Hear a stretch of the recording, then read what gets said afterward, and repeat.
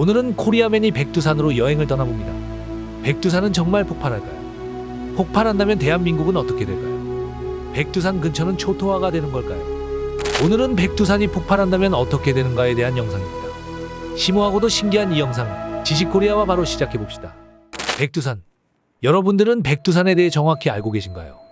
북한의 양강도에 속하는 삼지연시와 중국의 지린성에 속하는 연변 조선족 자치주 사이에 위치한 산입니다. 이 백두산 하부의 순상 화산체는 최소 100km가 넘기에 세계적으로도 손에 꼽는 넓은 산이며, 만약 백두산이 서울 한복판에 있었다면 산체는 경기도 전체를 덮을 정도로 엄청난 크기를 자랑합니다.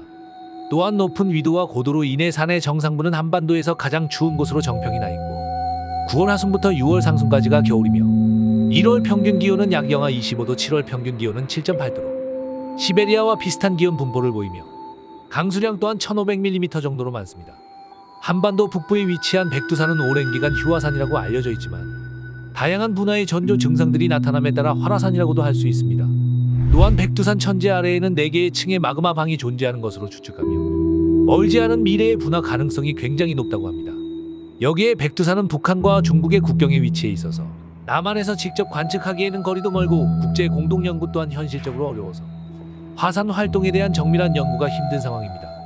또한 백두산 폭발설은 100년 주기설을 바탕으로 하는데, 마지막 분화 기록이 1925년이었던 바 100년 뒤인 2025년에 폭발할 가능성이 크다는 주장도 있기에 가끔 공포에 떠는 분들도 있으실 거라 생각됩니다. 이런 백두산 폭발 현장에 우리의 실험지 코리아맨이 안 갈 수 없겠죠. 눈을 떠보니 얼떨결에 붕신이와 백두산 등반을 하게 된 코리아맨입니다.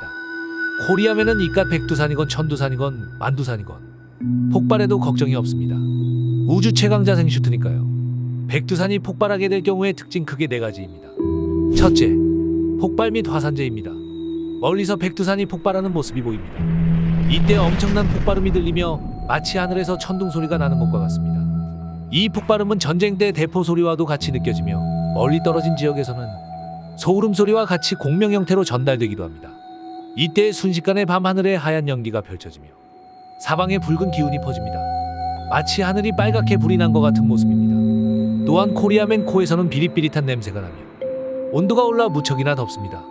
마치 난로 앞에 앉아있는 것 같은 착각이 들 정도로 땀이 뻘뻘 나기 시작합니다. 이때 1000도가 넘는 용암이 흘러넘치기 시작하며 백두산 인접지역은 직접적인 피해를 입습니다. 이때 화산재의 양에 따라 화산 폭발의 규모를 1에서 8까지 분류한 화산 폭발 지수에 따르면 1000년 전 백두산 폭발의 화산 지수는 7이었습니다. 이는 1945년 히로시마 원자폭탄의 16만 배의 에너지가 백두산에서 터진 셈이 됩니다. 붕신이는 겁도 없이 용암 위에서 삼겹살을 준비하는 모습입니다. 어이가 없습니다.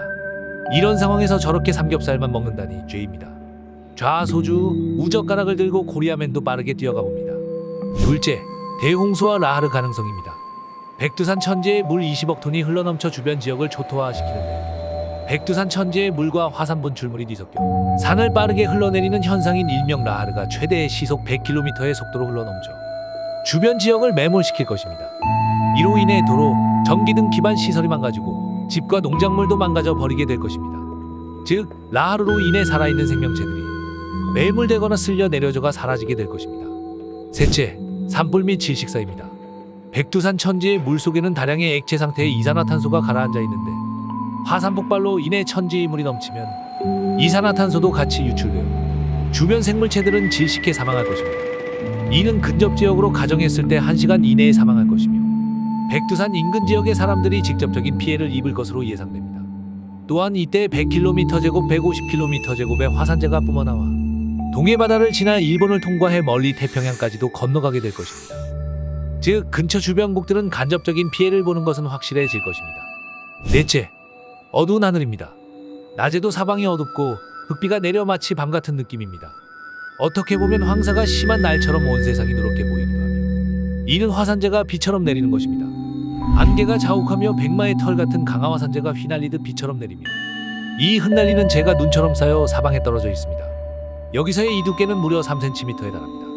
또한 화산탄이 큰 물덩이가 되어 떨어져서 검은 숯덩이 같은 게 땅바닥에 떨어져 있기도 하고, 성층권을 뚫고 올라간 화산재는 항공권까지 마비시켜 비행기가 뜨지 못함으로 항공 운송이 모두 마비되어 물가까지 급등하는 상황이 발생되게 될 것입니다.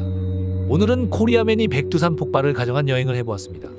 정말 백두산이 폭발했을 경우 대한민국이 받는 피해는 작은 규모의 지진이나 화산재 정도이며 여기서도 화산재가 한국까지 날아올 가능성은 희박하지만 바람이 북풍, 북동풍이나 봄이나 가을에 북동기류가 유입돼 특이하게 남서쪽으로 바람이 부는 것에 따라서 화산재가 대한민국으로 넘어오는 정도가 될 것입니다.